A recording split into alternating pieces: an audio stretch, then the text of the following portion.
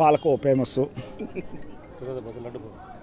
తిరుపతిలో లడ్డు ఫేమస్, కుప్పంలో bajji famous, east west పోతే ఏముంటుంది పూతరేగలు ఫేమస్, అర్థమైందా? నాయుడుపేట పోతే అరటి బంజీలు ఫేమస్. ఈ రాసుకున్నాడు వాళ్ళ ఆయన చూసి, అంటే ఏంటిది, దేనికి రాశాడు, ఏంది, ఏం రాయాలి, ఏం రాయాలి? ఇవి రాజకీయ నాయకుడివి నాయన. ఈ ఊళ్ళో ఈ డెవలప్మెంట్ కావాలి, మనం చేయలేకపోయినా 30 సంవత్సరాలు చెరువు కట్టలేకపోయినావు.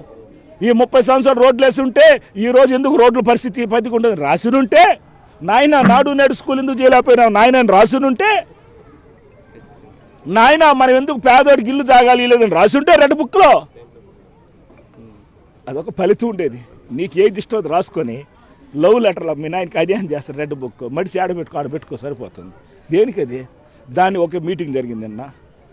ఎవడైనా తన బిడ్డను పొగడతాడు, రాష్ట్ర ప్రజలు పొగడతారు, లేదు మా పార్టీ అంటే రామారావుని పొగడతారు, స్థాపించిన రామారావుని పొగడతారు. నీ పక్కనుండే పవన్ కళ్యాణ్ కానీ పొగుడుకుని స్థితిలో దిగజారినావంటే నీ కొడుకు అంత వేస్ట్ అని నువ్వే చెప్పేసినావు.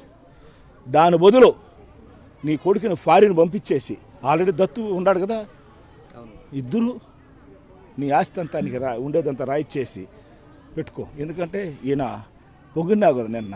ఏడైనా మా మీటింగ్లో పోతే రాజశేఖర్ని పొగడతాం, కొడుకుని పొగడతాం. ఇదేంది ఇది?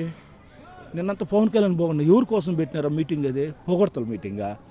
ఏం చేస్తామంటే ఒకప్పుడు పథకాలన్నీ వేస్ట్, ఇది అయిపోతుంది, శ్రీలంక అయిపోతుంది. మళ్ళీ ఇప్పుడు ఏమవుతుంది? నువ్వు చెప్పినట్టువే, నువ్వు చెప్పేటట్టు డూప్లికేట్. నువ్వు 600 పథకాలు ఇచ్చిన ఒకటాన్ని ఇచ్చినావా?